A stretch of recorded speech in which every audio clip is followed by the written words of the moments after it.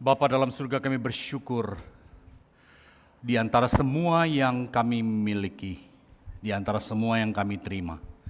Hubungan kami dengan Yesus adalah anugerah yang terbesar yang boleh kami miliki. Terima kasih Tuhan untuk itu. Terima kasih untuk kasih-Mu yang begitu dalam, begitu besar, sehingga menganggap kami cukup berharga untuk menerima anugerah-Mu, menerima Yesus sebagai juru selamat kami.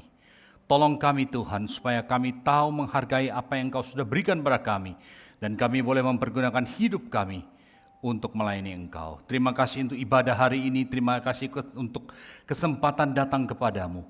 Kami mohon Engkau berbicara kepada kami, jangan biarkan kelemahan, kekurangan, keterbatasan dari hamba-Mu menjadi penghalang bagi kami untuk bertemu dengan Engkau. Terima kasih Bapa, dengar doa kami dalam nama Tuhan Yesus kami berdoa. Amin. Silakan duduk saudara. Terima kasih worship team.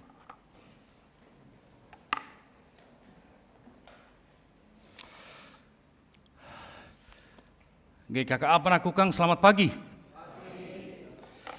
Puji Tuhan, hari ini saya bisa datang kembali ke sini, bisa kembali beribadah di sini. Ya, saya sempat menjadi bagian dari GKKA Panakukang ketika awal-awalnya, dan selalu senang. Ini Pak Wardi di sana ya. Pak Wardi, selamat bertemu kembali ya. Pak Wardi salah satu yang waktu GKKA baru mulai. Pak Henry ada di sana juga ya. Puji Tuhan, ini beberapa. Oke, lihat mereka saya tidak merasa tua.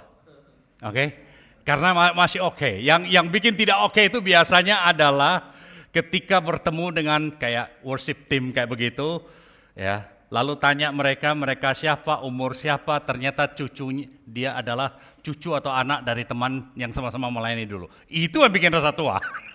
Ya, tapi melihat mereka, pernah terpikir enggak GKKA Panakukang akan seperti sekarang? Ya. Kita waktu mulai bisa dapat satu pemain piano sudah bagus. Ya, sound system bekas yang kita punya ya. Tuhan menyediakan, Tuhan membuka jalan, dan tadi saya sempat dikasih lihat Pak Barnabas perlihatkan video. Saya bersyukur sekali untuk gambaran konsep mengenai GKKA Panakukang. Saya bersyukur sekali. Tapi saya juga takut sekali. Dalam pelayanan saya beberapa kali punya kesempatan terlibat di dalam pembangunan gereja. Pembangunan gereja atau pembukaan gereja baru. Nah, pembangunan gereja, buka biasanya gampang. Merawat untuk mempertahankan itu yang paling susah. Ya. Membuka itu mudah. Tapi pembangunan gereja itu kadang-kadang menjadi saat yang dibilang kritis bagi gereja. Ya. Waktu gereja mengubah sesuatu, kadang-kadang karena visinya berubah, berbeda, jemaat itu bisa keluar. Saya kasih satu contoh. Waktu GKKA Banda, kita pertama tutup semua jendela, jadi ganti dari kipas angin, diganti menjadi AC. Gereja pertama yang punya AC di Makassar. Orang bilang saingan sama Bamboden. Kita kehilangan data berapa jemaat. Jemaat tidak mau datang gereja, karena dibilang kok gereja mewah begitu. Datang gereja kok pakai AC. Saya tidak tahu berapa kali waktu membantu gereja membangun, termasuk beberapa GKKA. Kita kehilangan jemaat karena ini gereja kok bicaranya uang melulu. Emang persembahan hari Minggu udah cukup? Mesti persembahan iman, persembahan ini, persembahan itu lagi. Langsung sendiri untuk apa? Ada jemaat sampai ngomong kepada saya, Pak Hengki, saya sendiri belum punya rumah, untuk apa gereja punya rumah? Maksudnya apa salahnya kalau tetap pakai yang sekarang punya? Ya, Pak Wardi salah satu yang sejak awal sekali dengan Ebenezer kita mulai sama-sama di sini punya, tahu perasaannya itu seperti apa.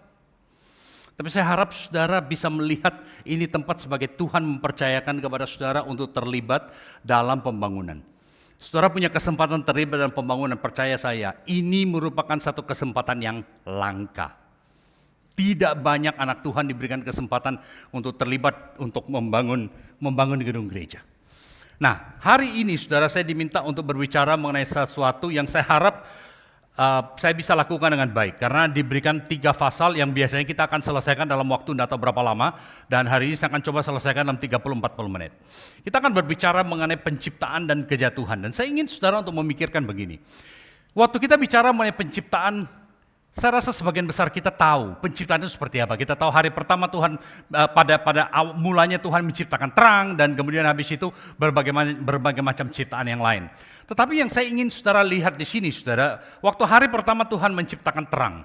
Kemudian pada hari berikutnya di situ Tuhan menciptakan hal-hal yang lain, cakrawala, dan kemudian pada hari yang ketiga berbicara mengenai pemisahan antara darat dan laut.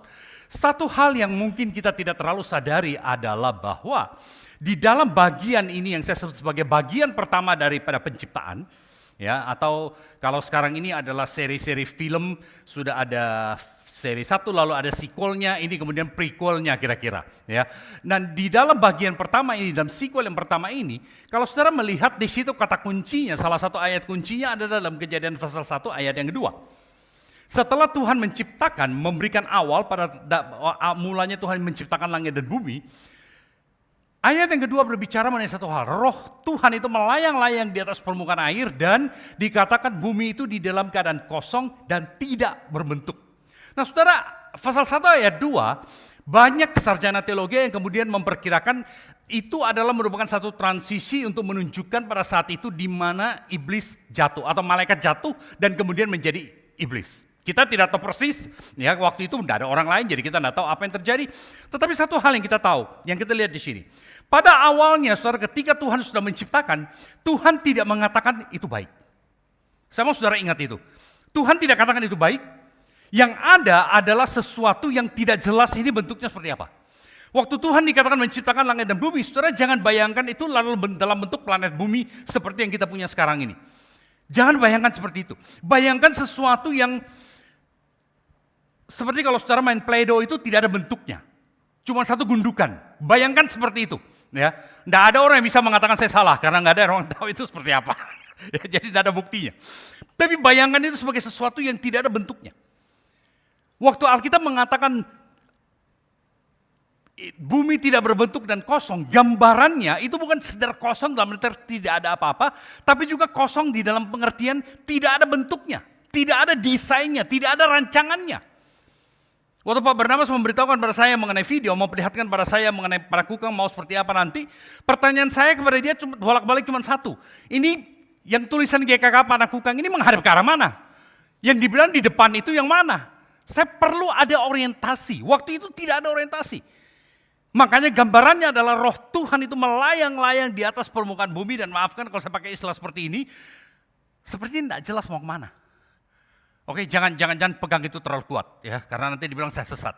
Tapi gambarannya adalah seperti tidak ada perencanaan, tidak tahu apa-apa. Nah, kemudian masuk kepada bagian kedua, di situ yang bagian pertama itu bisa dikatakan kosong, tidak ada apa-apanya. Nah, bagian kedua itu kemudian masuk kepada bagian yang saya sebut mulai terisi, ya, di mana Tuhan kemudian mulai menciptakan makhluk hidup. Hari keempat, hari kelima, dan kemudian pada hari keenam. Ini berbicara mengenai kemudian terisi. Jadi bagian pertama itu kosong, bagian kedua itu terisi. Tapi kemudian saya mau saudara melihat bagian ini. Di dalam pembacaan kita dalam Alkitab dalam pasal 1, berkali-kali muncul istilah ini, di mana Tuhan itu memisahkan. Lihat di dalam pasal yang pertama. Ya, setelah Tuhan menciptakan terang, ya, berfirman Allah, jadilah terang, lalu terang itu jadi. Selesai. Ayat yang keempat, Allah melihat bahwa terang itu baik, lalu dipisahkan nyala terang itu. Mulai terjadi pemisahan. Kemudian di dalam bagian berikutnya, ayat 7 juga pemisahan. Di situ kemudian yang berikutnya adalah dia mulai menamakan, mulai menamai. Dan yang terakhir, di situ dia menempatkan. Setelah semua itu dilakukan, selalu dibarengi dengan mengatakan, Tuhan melihat semuanya itu baik.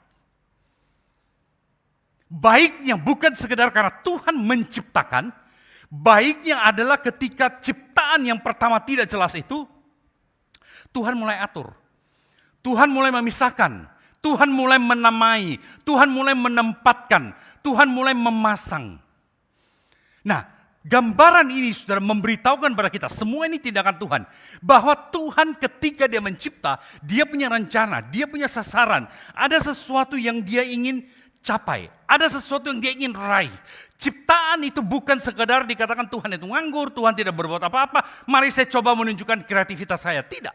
Ketika Tuhan menciptakan, Termasuk ketika Tuhan menciptakan saudara. Tuhan punya rencana, Tuhan punya maksud, Tuhan punya sesuatu yang dia mau capai. Saudara bukan cuma sekedar kebetulan di mana Tuhan nganggur dan kalau saudara dalam katekisasi ya, ditanya apa yang menjadi tujuan hidup manusia? Di jawaban yang sering kali kita pakai, tujuan hidup manusia adalah untuk memuliakan Tuhan, untuk meninggikan Tuhan. Sekarang pertanyaan saya, kalau kita tidak ada, Tuhan itu mulia atau tidak? Mulia atau tidak? Apakah kita bisa menambah kemuliaan kepada Tuhan? Tidak bisa kan?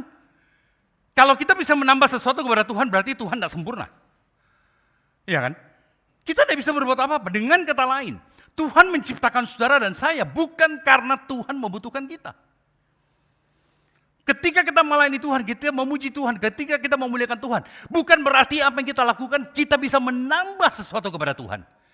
Tetapi kita melakukan semua itu karena apa? Itu tujuan kita diciptakan. Itu sebabnya kita ada, itu sebabnya kita ada di sini. Tuhan menciptakan manusia adalah supaya manusia dipercayakan menjadi wakilnya.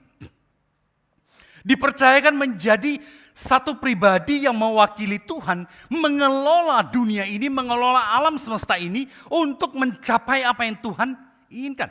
Bayangkan Tuhan itu sebagai orang yang ada di balik. Kemudian manusia itu sebagai wakilnya. Kalau mau pakai istilah sekarang, anggaplah manusia itu sebagai IO-nya. Saya yang punya gawean, saya yang punya acara. Kemudian IO-nya ini membuat apa yang ada di sini itu muncul dan kemudian menjalankan itu sesuai dengan apa yang saya sudah rencanakan. IO yang baik itu bukan mengatakan, oh ya ini acaranya harusnya begini. Enggak, IO yang baik adalah tanya kepada yang punya acara. Bapak ibu maunya apa? Kan gitu. Ya kan? Diarahkan, dia membuat sesuatu konsep itu nyata dan muncul. Dia mau setuju, tidak setuju bukan urusan. Ya kan? Dia mau atau tidak mau bukan urusan. Bagi dia adalah apa yang diinginkan oleh yang punya acara itu, si perancangnya, si penciptanya itu bisa muncul, bisa nyata. Tugas saudara dan saya seperti itu. Makanya Tuhan menciptakan manusia dengan cara yang sangat amat khusus. Saudara melihat bagian-bagian pertama, dari hari pertama sampai hari ke-6, atau setengah bagian pertama dari hari ke-6. Tuhan mencipta semua itu dengan cara apa? Dia ngomong. Saya tidak tahu berapa sering saudara pakai alat yang voice activated. Oke? Mau masuk rumah tinggal nyebut kodenya, atau bangun tidur tinggal ngomong, Alexa nyalakan lampu, atau Google nyalakan lampu, atau saya pengen sekali saya punya Alexa, saya bisa ganti namanya ya. Kenapa harus Alexa terus? Kenapa tidak bisa diganti misalnya jadi Basse? Kan bagus toh? Baco. Nyalakan lampu. Kan bagus kalau begitu. Mesti Alexa, mesti Google, mesti apa begitu. Penciptaan awal-awal semua itu adalah dengan suara. Tapi begitu Tuhan menciptakan manusia, berbeda. Penciptaan yang awal-awal semuanya itu dari tidak ada menjadi ada. Waktu manusia dikatakan Tuhan mengambil debu tanah, membentuk debu tanah itu menjadi manusia. Beberapa hal secara cepat. Nomor 1, di dalam dirimu selalu ada sentuhan tangan Tuhan secara pribadi.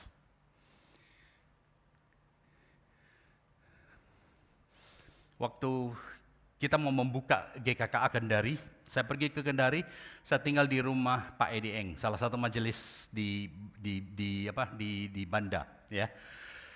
Dia tukang emas. Saya tinggal di rumahnya dia, dan pagi-pagi saya duduk di bawah di tokonya, dia lihat dia punya barang-barang emas yang dijual. Ada beberapa banyak emas bagus sekali. Wah, saya bilang ini hebat ya, mengkilap, bentuknya rapi, ukirannya itu bagus sekali. Ini mahal sekali ini barang kayak begitu. Terus dia bilang, Pak, ini justru bukan yang mahal. Kalau mahal saya tidak akan pajang di luar, bisa dirampok orang. Loh, yang mahal yang bagaimana? Dia masuk ke dalam rumahnya, dalam itu ada lemari besi besar. Dia kasih keluar itu baki-baki, dia taruh depan saya, dia kasih lihat. Ini yang mahal, Pak. Saya sudah berkali-kali minta maaf sama dia. Itu kok jelek sekali. Jelek sekali. Bentuknya itu ya bulat-bulat, ya cincinnya kelihatan bulat, tapi kilauannya itu kalah. Batunya itu, pokoknya ndak ini. Saya Pak, ini kenapa ini bisa lebih mahal dari tadi? Dia bilang yang tadi itu produk massal. Saya ada mesinnya itu dicetak, saya masukkan emasnya itu kadang-kadang campuran. Yang ini, orang yang mau dia bilang gini, tolong rancangkan saya cincin yang saya mau begini. Saya mulai merancang, setiap cincin ini unik. Saya kepikir ya, Tuhan menciptakan manusia, itu sebabnya ilmu pengetahuan memberitahukan kepada kita, walaupun kita kembar identik, kita tidak pernah 100% sama.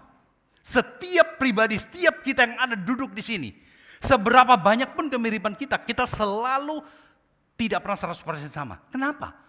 Karena saudara dan saya, di dalam diri setiap kita selalu ada sentuhan tangan Tuhan. Kenapa Tuhan mau berbuat seperti itu? Kita tidak tahu, tapi kita tahu satu hal. Kita diciptakan dengan tujuan, dengan maksud, dengan rencana khusus untuk menjadi milik Tuhan. Yang kedua, setelah Tuhan membentuk kita, makanya jangan protes ya kalau hidung terlalu mancung keluar, mancung ke dalam, atau mata kurang lebar atau terlalu lebar, jangan protes ya, Tuhan yang bikin. Yang kedua, dikatakan setelah itu Tuhan menghembuskan nafas hidup ke dalam diri manusia, dan saudara lihat di dalam Kejadian pasal 2 ayat 7. Sesudah itu baru manusia menjadi makhluk yang hidup. Saudara menjadi makhluk yang hidup. Kita makhluk yang hidup bukan karena kita punya jantung, punya otak, punya segalanya. Kita menjadi makhluk yang hidup karena kita punya unsur ilahi di dalam diri kita. Kita punya sesuatu yang berasal dari Tuhan, dan itu yang memungkinkan kita untuk bisa berkomunikasi dengan Tuhan, memungkinkan kita untuk, pakai istilah zaman sekarang, punya chemistry. Punya chemistry. Kita baru bisa punya hubungan yang khusus dengan Tuhan. Karena kenapa? Tuhan memberikan kepada kita sesuatu dari dalam dirinya. Sesuatu yang bersifat pribadi. Sesuatu yang bersifat intim. Sesuatu yang tidak dimiliki oleh yang lain. Dan kemudian Tuhan yang ketiga memberikan perintah pada manusia. Untuk apa? Dikatakan segala yang ada di bumi ini menjadi di bawah kuasamu. Saudara-saudara, Tuhan menciptakan saudara dan saya itu dengan tujuan, dengan makna tertentu, dengan maksud tertentu. Dan itu berarti saudara, hidup saudara itu baru akan optimal kalau saudara menjalankannya sesuai dengan rencana Tuhan.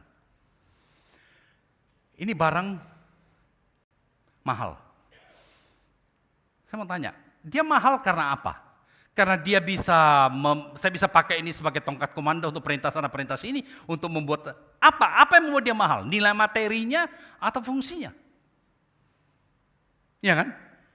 Banyak kali kita menilai sesuatu itu bukan dari materinya. Kita menilai sesuatu sering kali berdasarkan fungsinya, kemampuan dia untuk menjalankan sesuatu.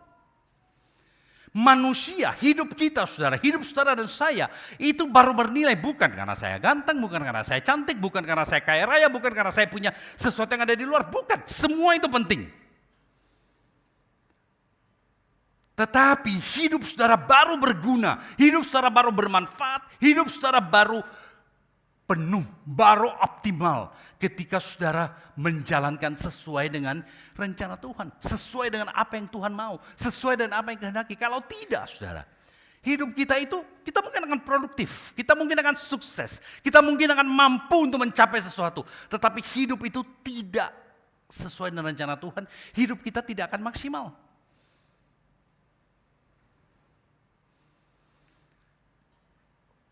Permasalahannya, manusia seringkali punya konsep yang berbeda. Ingat, manusia diberikan wewenang. Manusia diberikan kemampuan untuk bertindak seperti Tuhan. Manusia diberikan kemampuan untuk punya daya kreativitas, berarti menciptakan dari yang tidak ada menjadi ada. Oke? Kita bisa membuat teknologi, ini dulu tidak ada. Sound system sekarang saya menyerah. Dulu saya bisa mengatakan saya teknisi, karena menjadi teknisi itu gampang. Di belakang itu ada box, tinggal dinyalakan powernya, selesai. Tidak ada apa-apanya lagi. Jangan bicara mengenai mixer apa semua, apanya yang mau di mix?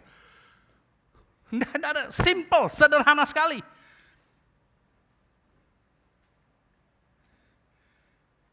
Tidak ada bilang kita mau pindahkan apa-apa semua, semua sederhana sekali. Itu teknologi yang paling modern pada waktu itu.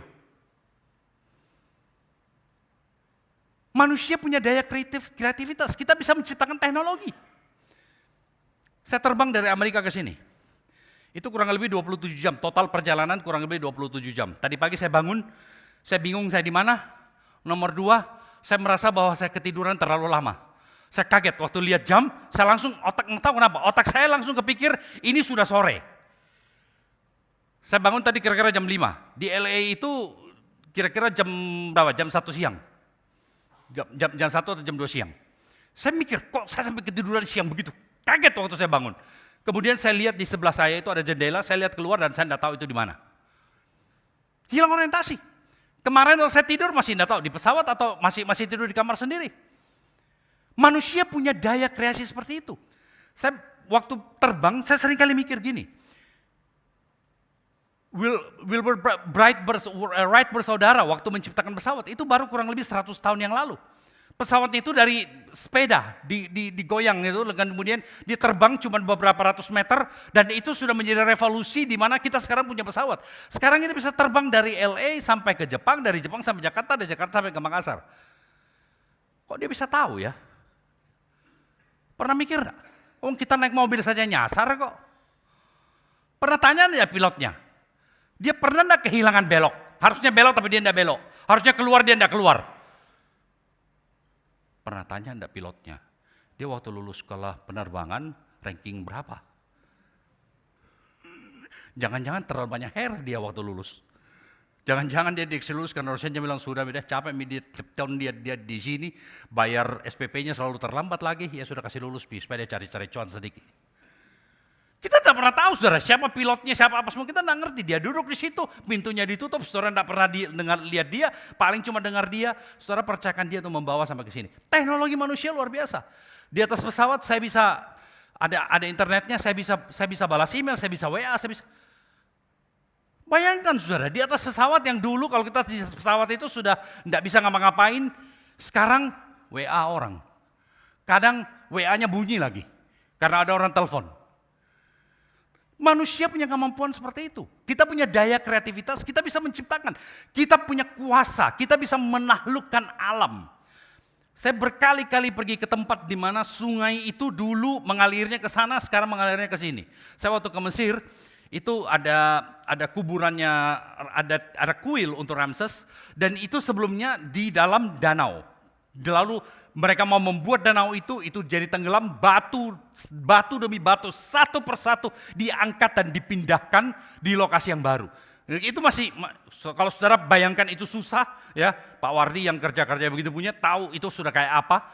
Mereka punya challenge yang lebih besar lagi. Mereka waktu membangun kuil itu, orang Mesir asli, setiap tahun 1 kali pada bulan Oktober, matahari itu akan bersinar persis melalui pintu, masuk kayak begini, di paling dalam itu ada 4 patung, salah satunya patungnya Ramses, dan setiap tahun pada tanggal, kalau salah 21 Oktober, matahari itu akan muncul dari bawah sampai kemudian menyinari mukanya si Firaun. Sekarang setelah dipindahkan, challenge dari insinyurnya adalah itu masih akan terjadi apa enggak. Mereka tunggu sampai tanggalnya, baru kemudian mengatakan kita sukses. Dan mereka sukses. Para insinyur dari Polandia. Manusia punya kemampuan mengembangkan teknologi. Suara saya cukup keras, tapi enggak cukup keras buat semuanya ini seperti ini. Kita masih punya teknologi, makin lama makin kecil. Dulu mikrofon itu besar. Jemaat kalau tidak mau dengar baik-baik, pakai. Ini sekarang enggak bisa, saudara. Tusuk gigi saja masih sudah lebih tebal dari yang ini. Teknologi manusia itu luar biasa. Tapi kemudian semua itu membuat manusia mengatakan, lalu kenapa saya mesti tunduk kepada Tuhan? Kenapa saya mesti ikuti Tuhan? Kenapa saya mesti melakukan apa yang Tuhan mau? Saya bisa melakukan segala sesuatu. Tuhan bukan lagi dilihat sebagai sumber, sebagai pemberi, sebagai Tuhan yang kita perlu ikuti, yang kita perlu taati, yang kita perlu sembah. Tuhan kita lihat sekarang sebagai penghalang. Perspektifnya berubah. Ini yang dilakukan oleh iblis. Iblis ketika menggoda kita untuk jatuh dalam dosa. Saudara dengar baik-baik hal ini. Iblis tidak membuat kita berdosa. Ya, kita tidak suka iblis, tapi jangan salahkan dia untuk sesuatu yang dia tidak lakukan. Iblis tidak membuat kita berdosa. Iblis memberikan kita satu perspektif yang baru supaya hal-hal yang merupakan dosa kita tidak anggap lagi itu dosa. Saudara lihat itu? Iblis cuma katakan, coba lihat dalam pasal 3. Buah pohon itu tidak akan bikin kamu mati. Tapi akan membuat kamu menjadi seperti Tuhan, tahu tentang yang baik dan jahat. Waktu Tuhan menciptakan manusia, Tuhan mengatakan, jangan makan ini. Karena kamu makan ini, kamu akan menjadi seperti Tuhan, tahu tentang yang baik dan jahat. Tuhan maksudnya adalah, kamu tidak perlu dan ini bukan hal yang baik untuk kamu. Iblis mengatakan, no. Tuhan tidak mau kamu makan itu karena dia tidak mau kamu menjadi seperti dia. Dia kasih perspektif baru. Dan Alkitab kemudian mengatakan dalam pasal 3, perempuan itu melihat buah pohon itu baik dan memberikan pengetahuan. Dia terus menerus melihat, terus menerus memikirkan. Manusia sekarang punya perspektif yang berbeda. Dia melihat Tuhan bukan lagi sebagai pemberi. Dia melihat Tuhan sebagai kompetitor. Sebagai pesaing. Dia mulai meragukan Tuhan. Melihat Tuhan sebagai penghalang. Manusia kemudian berpikir, saya bisa menentukan sendiri apa yang baik. Saya bisa melakukan sendiri apa yang baik. Dan akibatnya, akhirnya manusia menyalahgunakan kekuasaan yang Tuhan berikan. Apa yang Tuhan berikan bukan lagi dipakai untuk melayani Tuhan, tapi dipakai untuk melawan Tuhan. Dipakai untuk kepentingan diri sendiri, dipakai untuk keinginan diri sendiri.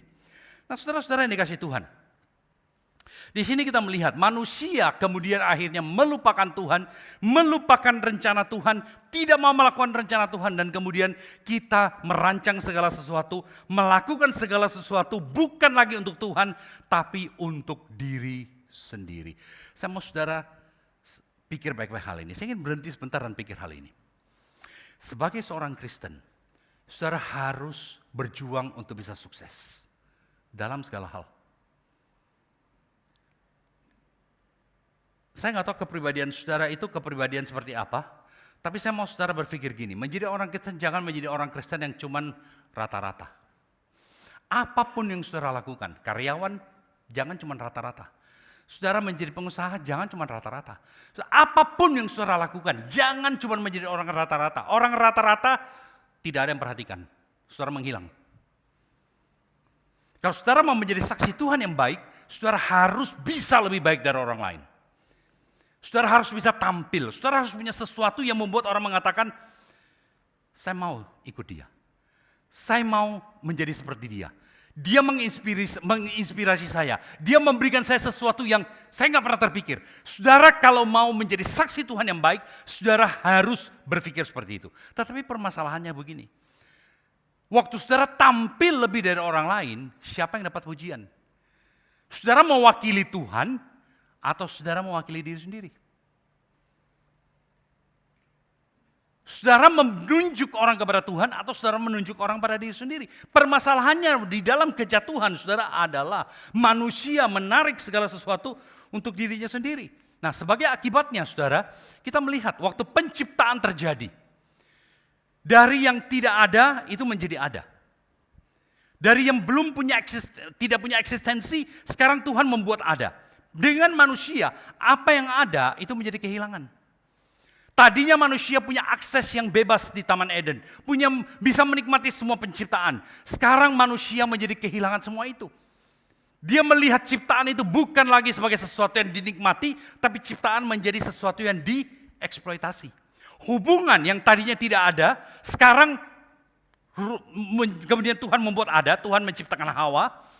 Ya, ingat waktu Tuhan menciptakan Hawa, Tuhan mengatakan apa? Perempuan diambil dari rusuknya, kemudian perempuan ini akan menjadi penolong yang sepadan. Sekarang Adam melihat Hawa sebagai apa? Orang yang bisa disalahkan, menjadi kambing hitam. Penciptaan itu dari tidak ada menjadi ada. Begitu manusia jatuh dalam dosa, yang ada, yang tadinya dinikmati, mereka telanjang, keduanya tidak merasa malu. Alkitab ngomong kayak begitu. Begitu mereka jatuh dalam dosa, kok aneh sekali. Langsung malu bahwa dia telanjang. Langsung malu bahwa dia telanjang. Dari yang ada menjadi tidak ada. Waktu manusia sebelum jatuh dalam dosa, saudara. Dunia itu kacau, ciptaan kacau, diubah menjadi teratur. Sekarang dari teratur menjadi kacau. Menjadi rusak, menjadi habis. Dan sebelumnya manusia bekerja, jangan pikir mereka di taman itu mereka tidak bekerja.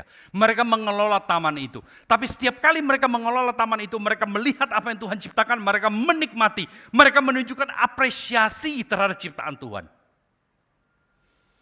Setelah manusia jatuh dalam dosa, Alkitab mengatakan engkau akan bekerja. Semak, duri, keringat, air mata yang bercucuran, itu akan menjadi bagianmu. Saya kadang-kadang mikir ya, kita kerja untuk beli rumah. Tapi setelah punya rumah, saudara, berapa jam sih yang kita pakai di rumah? Ya kan? Berapa jam kita pakai di rumah? Kita kerja, banting tulang apa semua gitu, stres. Nggak punya kerjaan, stres. Yang punya kerjaan juga stres. Saya ingat anak pemuda saya satu yang dulu dia bilang, Pak, sekarang ini kita sudah bukan stres. Kita levelnya sudah lebih tinggi. Apa lebih tinggi dari stres? Stres. Pusing, segala sesuatu itu ribet. Nah itu manusia, saudara. Pekerjaan bukan lagi menjadi kenikmatan sesuatu dari Tuhan. Pekerjaan menjadi perjuangan untuk hidup. Saya baru-baru bicara dengan seorang teman. Dia ulang tahun atau apa, saya kasih selamat sama dia. Dia bilang gini, well, thank you for terima kasih untuk bilang happy birthday. I'll be happy kalau saya kemudian mortgage-nya saya sudah bayar lunas.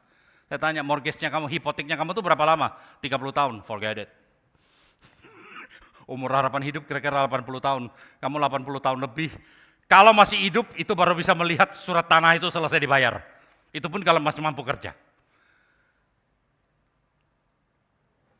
Itu hidup manusia, saudara. Tapi kemudian kita bersyukur pada Tuhan. Pasal 3, Tuhan menawarkan jalan keluar. Tuhan menawarkan penyelesaian terhadap dosa. Ini yang di dalam Alkitab dikatakan sebagai Injil yang pertama. Tuhan mengatakan kepada manusia, kepada ular, aku akan mengadakan permusuhan antara engkau dan perempuan ini, antara keturunanmu dan keturunannya akan meremukkan kepalamu, dan keturunanmu akan meremukkan tumitnya. Di sini Allah menjanjikan, dosa tidak akan menjadi akhir. Dosa itu cuma koma. Dosa itu cuma paragraf pertama. Dosa itu cuma awal. Akhirnya tidak akan dosa. Karena kenapa? Dia pencipta. Dia pencipta. Satu profesi yang saya selalu kagum sekali, itu adalah profesi di mana orang bekerja itu sebagai dibilang art restorer, pemulih gambar-gambar lukisan gitu ya. Saya kagum dengan pelukis, tapi saya kagum dengan orang yang bisa memulihkan lukisan yang sudah kuno, sudah kucel, sudah tua, yang sudah buram. Dia kemudian buat. Saya punya kesempatan berapa kali ke museum dan bisa melihat gambar yang sudah lukisan-lukisan lama yang sudah direstorasi. Dia bisa pulihkan kembali. Tuhan mengatakan, manusia sudah kacau. Saya sudah buat ini bagus. Engkau rusak, engkau kotori, engkau hancurkan. Aku akan perbaiki. Aku akan bereskan. Saudara lihat di sini, Tuhan tidak tunggu manusia menjadi baik lebih dahulu. Tuhan berinisiatif. Dia yang menawarkan kepada manusia untuk menyelesaikan dosa. Allah memberikan harapan kepada orang berdosa bahwa ada jalan keluar untuk dosa. Tuhan memberitahukan kepada manusia bahwa Dia akan menebus. Kata menebus, saudara, itu sesuatu yang berkaitan dengan pegadaian. Ini barang berharga, tapi karena saya berbuat kesalahan, saya harus berikan kepada pegadaian supaya saya bisa dapat uang yang biasanya diberikan itu nilainya jauh lebih rendah daripada ini. Saya diberikan, saya punya barang ini sekarang di luar tangan saya. Saya tebus adalah either saya punya uang lebih banyak untuk saya bisa ambil kembali, atau Pak Barnabas baik hati dia mengatakan, Pak, ini barang yang Bapak perlu sekali. Saya bilang, saya tidak bisa bayar. Saya bayarkan. Sekarang kembali menjadi milik saya. Itu artinya penebusan. Dengan kata lain, ada orang yang menggantikan. Dengan kata lain, penebusan itu selalu mengakibatkan ada korban. Nah saudara-saudara, waktu kita berbicara seperti ini, kita melihat di dalam Alkitab setelah manusia jatuh dalam dosa, terjadi pertumpahan darah yang pertama. Manusia diberikan pakaian dari kulit. Jadi tiap kali kalau saudara pakai sesuatu yang terbuat dari leather, selalu ingat, manusia berdosa. Bahkan saya pernah katakan, tiap kali kita berpakaian, ingat, kita berdosa, makanya mesti ditutupi. Ada hewan yang harus mati, ada hewan yang harus memberikan nyawanya, supaya manusia yang tadinya malu, sekarang bisa mengangkat kembali kepalanya. Dosa punya konsekuensi. Saudara jangan pikir bahwa dosa itu tidak ada konsekuensinya, tidak ada hasilnya apa-apa. Dosa ada konsekuensinya, manusia terpisah dari Tuhan. Manusia rusak hubungannya satu dengan yang lain. Manusia diberikan kesempatan untuk kembali. Tetapi manusia sekarang untuk sementara hidup jauh dari Tuhan. Nah saudara, ada 3 hal yang saya ingin bagikan pada saudara yang saya harap bisa menjadi sesuatu yang saudara bisa bawa pulang. Yang pertama, kita perlu ingat di sini bahwa Yesus menjadi satu-satunya juru selamat. Karena kenapa? Hanya Dia yang tidak berdosa, dan karena Dia tidak berdosa, Dia boleh menggantikan kita. Oke? Saya berutang, dan karena ada orang lain yang tidak punya utang, membayar utang saya, bersedia membayar utang saya, maka utang saya bisa lunas. Tuhan Yesus tidak berdosa. Karena Tuhan Yesus tidak berdosa, dan kemudian Dia mau untuk membayar utang kita, Dia bisa mati bagi kita menggantikan dosa kita. Hukuman dosa adalah kematian. Tidak ada cara lain. Setiap kita suatu hari akan mati, bukan hanya mati secara fisik, tapi mati secara rohani. Satu-satunya yang tidak perlu mati secara fisik dan tidak perlu mati secara rohani, Tuhan Yesus. Dia datang ke dalam dunia, Dia mengatakan, saya bersedia. Saya bersedia. Yesus menjadi satu-satunya juru selamat bukan karena Dia orang baik. Yesus menjadi satu-satunya juru selamat bukan karena Dia itu orang yang super, bukan. Dia menjadi satu-satunya juru selamat karena Dia tidak tunduk di bawah dosa. Itu sebenarnya penting sekali untuk Yesus lahir dari Maria. Dari seorang perempuan. Bukan seperti biasa laki dan perempuan. Saudara-saudara, Tuhan Yesus menjadi satu-satunya juru selamat bukan karena kita orang Kristen sombong. Tuhan Yesus menjadi satu-satunya juru selamat. Itu sebabnya kita perlu terus rajin mengabarkan Injil, rajin menceritakan kepada orang lain. Karena kenapa? Setiap orang mencari jalan, mencari keselamatan. Tetapi di dalam dunia ini siapapun dia, semua kita di bawah kuasa, di bawah pengaruh dari dosa. Tidak seorang pun sekalipun dia mau. Dia punya kualifikasi, punya kemampuan untuk melepaskan, untuk membantu manusia, untuk menyelamatkan manusia dari dosanya. Tidak ada. Dia mau, tetapi dia tidak bisa. Saya berkali-kali waktu saya ke rumah sakit melayani orang, saudara, dan salah satu yang selalu paling berat adalah kalau yang sakit itu adalah anak, khususnya anak kecil. Setengah mati ngurusi, saudara, karena orang tuanya biasanya kalau sudah seperti itu, emosinya itu biasanya kena sekali. Berkali-kali orang tua yang mengatakan, aduh kalau bisa saya yang gantikan dia. Kasihan lihat anakku menderita seperti itu. Kalau bisa saya yang gantikan dia. Kalau bisa. Dalam Tuhan Yesus sebagai satu-satunya juru selamat bukan saja sekedar bisa, tapi Dia mau. Hanya Yesus yang menjadi satu-satunya juru selamat. Hari ini kita merayakan memperingati perjamuan kudus. Saya ingin mengundang saudara untuk memikirkan hal ini. Dengan rasa syukur kita menerima perjamuan kudus. Bahwa Yesus menjadi penebus kita. Dia memberikan tubuhnya, memberikan darahnya. Menggantikan saudara dan saya. Kalau saudara belum masuk dalam hubungan seperti itu, saya harap hari ini saudara pakai kesempatan bicara dengan salah satu penginjil yang ada di sini. Saudara tidak harus mengambil keputusan, tapi saya mau tanya, kenapa harus tunda? Saudara tidak harus mengatakan saya tidak ngerti. Siapa yang bisa betul-betul mengerti?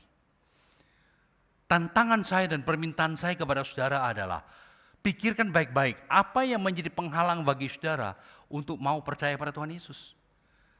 Dan setelah saudara pikirkan, saya berani pastikan 50-60% itu saudara buat sendiri. Bukan sesuatu yang masuk akal, bukan sesuatu yang benar punya. Cuman tidak mau bertindak saja, tidak mau ambil langkah saja. Saya dorong saudara, saya harap ini menjadi hari di mana saudara bertemu dengan Tuhan Yesus sebagai juru selamat saudara pribadi. Yang kedua saudara, kita melihat bahwa kebahagiaan dan kenikmatan hidup tidak pernah dapat dinikmati secara penuh ketika kita berada di luar Tuhan. Saudara mungkin pernah dengar pendeta bilang begini, uang tidak bisa memberikan kebahagiaan. Maaf Pak Pendeta ya, maaf Bu Suci, saya tidak setuju. Uang bisa kasih kebahagiaan. Kalau saudara, uang tidak bisa memberikan saudara kebahagiaan, saya nanti akan kasih nomor rekening saya, transfer semua uangmu kepada saya. Uang bisa memberi kebahagiaan sementara. Sedikit. Orang yang punya uang, itu punya kekuasaan lebih besar. Dia bisa berbuat sesuatu yang orang yang tidak punya uang untuk tidak bisa lakukan punya, ya kan? Ya betul, naik PT-PT itu oke, sama-sama, sama aja tiba di tempat tujuan. Yang satu tiba tempat tujuan dengan masih wangi, yang satu tempat tujuan dengan bukan wangi, bau. Lain. Yang satu tiba lebih cepat, yang satu tidak tahu dia kemana dulu baru tiba. Uang bisa memberikan sesuatu kepada kita, memberikan bagian, tapi uang tidak bisa menjamin adanya kebahagiaan itu secara terus-menerus. Apapun yang kita kerjakan, kita cari kebahagiaan, cari kepuasan melalui apa? Pekerjaan. Kita mencari kepuasan melalui apa? Validasi dari orang, melalui approval, melalui persetujuan dari orang. Begitu tidak setuju, kita down. Coba pikir dah, saudara yang content creator. Saya tidak tahu berapa banyak yang bekerja sebagai content creator di sini, YouTube, Instagram atau apa.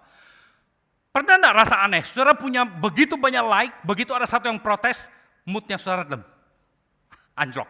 Yang orang yang protes itu, orang yang bilang kasih negatif itu, justru itu yang mendapat perhatian yang besar dari saudara. Itu manusia kayak begitu, saudara. Kenapa? Kita tidak pernah bisa betul-betul bahagia, tidak pernah bisa betul-betul puas dalam kehidupan kita sampai saat dimana kita berada di dalam Tuhan.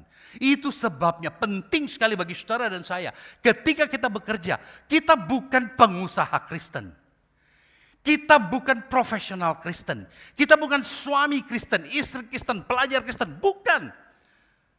Kalau saudara seperti itu, saudara tidak akan pernah bisa melakukan sesuatu dengan penuh. Karena kenapa? Kekristenan kita, iman kita itu cuma label. Cuma adjektif, kata sifat. Tetapi sebaliknya, saya adalah orang Kristen yang bekerja sebagai pengusaha. Saya adalah orang Kristen yang berfungsi sebagai seorang ayah. Saya seorang Kristen yang berfungsi sebagai seorang istri. Identitas yang muncul pertama, itu adalah hubungan kita dengan Tuhan. Saudara mengerti maksud saya? Kita tidak punya waktu untuk bicara panjang mengenai hal itu. Tetapi ini sesuatu yang sangat krusial di dalam kehidupan kita. Kalau kita melihat identitas pertama kita itu adalah pengusaha, karyawan, apapun. Saudara tidak betul-betul melakukan apa yang Tuhan mau. Yang pertama yang kita harus pikir adalah saya orang Kristen yang hari ini berada dalam posisi ini. Dan itu sebabnya tanggung jawab saya nomor satu adalah kepada Tuhan. Yang terakhir, saudara, potensi kita yang sepenuhnya itu hanya dapat muncul secara penuh ketika kita gunakan untuk Tuhan. Kembali terbalik. Kita seringkali pikir pelayanan itu adalah kalau saya sudah selesai bekerja. Pelayanan itu adalah kalau saya punya waktu. Terbalik. Pelayanan itu adalah satu-satunya waktu kita. Pelayanan itu adalah sesuatu yang seumur hidup itu kita lakukan. Cuma bedanya sekarang bidang pelayanan kita itu akan berbeda-beda. Tadi worship team di atas di sini. Kita mengikuti mereka. Mereka suruh berdiri ya kita berdiri. Dia suruh kita nyanyi lagi ya nyanyi lagi. Dia kasih pilih. Saudara kan tidak punya kebebasan untuk pilih mau lagu apa toh? Mereka yang pilih kan. Kita ngikuti mereka. Itu fungsi mereka untuk sementara di atas di sini. Setelah ini fungsi mereka berbeda. Mereka akan di luar pulang ke rumah. Fungsinya menjadi apa? Menjadi anak barangkali, menjadi suami, menjadi istri, menjadi orang tua. Saya nggak tahu. Saudara lihat, fungsinya bisa berbeda-beda. Pekerjaan bisa berbeda-beda. Peranan bisa berbeda-beda. Satu hal yang tidak boleh berbeda. Iman saudara. Hubungan saudara dengan Tuhan. Relasi saudara dengan Kristus. Itu tidak pernah boleh berubah. Kita bisa jatuh dalam dosa, saudara. Siapa yang berani mengatakan saudara menjadi suami yang perfect? Menjadi istri yang sempurna. Menjadi anak yang sempurna. Tidak ada, saudara. Kita semua bisa jatuh dalam dosa. Tetapi yang tidak boleh berubah, hubungan kita dengan Kristus. Nah hari ini, saudara, kita merayakan perjamuan kudus. Perjamuan kudus ada diberikan kepada kita bukan untuk membuat kita suci. Perjamuan kudus ada bukan untuk membuat kita itu masuk surga. Perjamuan kudus disiapkan bagi setiap orang yang sudah percaya kepada Tuhan Yesus Dan bagi gereja kita, saudara, bagi orang yang sudah menyatakan kepercayaan itu, menyatakan imannya itu melalui baptisan. Bukan baptisan itu suci, tapi kita mau itu sebagai satu langkah, sebagai satu tahap di mana orang ini mengatakan, saya serius. Saya betul-betul mau menyatakan iman saya. Perjamuan kudus disiapkan bagi orang yang mau datang kepada Tuhan. Karena kenapa, saudara? Perjamuan kudus menjadi satu monumen di mana kita itu mengecek kembali posisi kita. Mengecek arah perjalanan kita. Perjamuan kudus menjadi satu momen untuk di mana kita mengingat kembali, merenungkan kembali. Bagaimana perjalanan saya selama ini? Saya berjalan mengikuti Tuhan atau saya menjauh dari Tuhan? Perjamuan kudus waktu kita ambil saat teduh, refleksi, mengaku dosa, menyatakan ketekatan kita kepada Tuhan. Itu adalah menjadi satu momen di mana kita datang kepada Tuhan mengatakan, Tuhan terima kasih. Saya bisa sekarang sama seperti saya sakit atau tidak sakit, saya ke rumah sakit untuk check up. Tes darah. Lihat di mana saya berada. Perjamuan kudus menjadi satu momen yang mengingatkan kepada kita, dunia ini sementara, saudara. Apa yang kita punya ini bersifat sementara. Apa yang kita punya suatu hari saudara dan saya kita akan tinggalkan. Salah satu hal yang saya betul-betul bersyukur sekali. Dan saya makin menyadari ini ketika saya berbicara dengan teman-teman saya. Bahwa saya diberikan Tuhan kesempatan, kepercayaan yang langka sekali. Di mana saya bisa melihat orang-orang yang dulu saya layani. Mengambil alih pelayanan saya. Itu merupakan satu hak istimewa yang setiap kali saya mengingat itu, saudara, saya tidak pernah habis mengerti kenapa Tuhan mempercayakan kepada saya. Saya punya beberapa teman kita bicara mengatakan, ya yang penting kita melayani dengan setia, kita belum tentu melihat hasil pelayanan kita. Saya katakan saya melihat. Saya melihat. Kemarin malam kami keluarga berkumpul, saya lihat kemenakan saya, gendong anak dan apa semua. Saya mikir gini ya, saya lihat dia. Saya tahu ini anak waktu dia masih belum lahir. Saya tahu papa mamanya. Sekarang melihat dia menggendong anak generasi berikut siap untuk menggantikan saya. Siap untuk mengambil alih. Kita bisa bicara pelayanan bersama-sama, duduk sama-sama di lantai dan ngobrol. Gereja harus seperti begini, seperti itu. Hati saya mengatakan, Tuhan, saya tidak pantas, tidak layak menerima ini. Tapi Engkau berikan, terima kasih Tuhan. Melihat beberapa saudara di sini. Saya tadi cerita sama Ibu Suci. Kadang kalau ke gereja, ke GKKA, anak-anak memperkenalkan diri, saya minta maaf sama mereka. Saya bilang, sorry ya, saya bukan tidak mau tahu namamu. Tapi tolong waktu perkenalkan diri juga sekaligus saya tahu siapa papa mamamu. Karena kemungkinan saya kenal papa mamanya. Bayangkan saudara, saya ingat waktu itu di GKK Jalan Banda. Worship team lagi mempersiapkan diri, saya di belakang berdiri dengan beberapa, saya selalu menyebut mereka anak pemuda saya. Dengan beberapa anak pemuda saya berdiri di sana dan saya tanya mereka, apa hatimu? Dia bilang, ya puji Tuhan, anakku sekarang mau melayani. Kita waktu mulai penakukan kita tidak mikir gereja akan seperti ini. Kita tidak pernah mikir seperti ini. Kita tidak pernah membayangkan generasi berikutnya seperti apa. Ada saudara, ada kalian yang jadi worship team saya di sana. Saya tidak bisa nyanyi karena dua hal. Nomor satu, saya tidak tahu lagunya.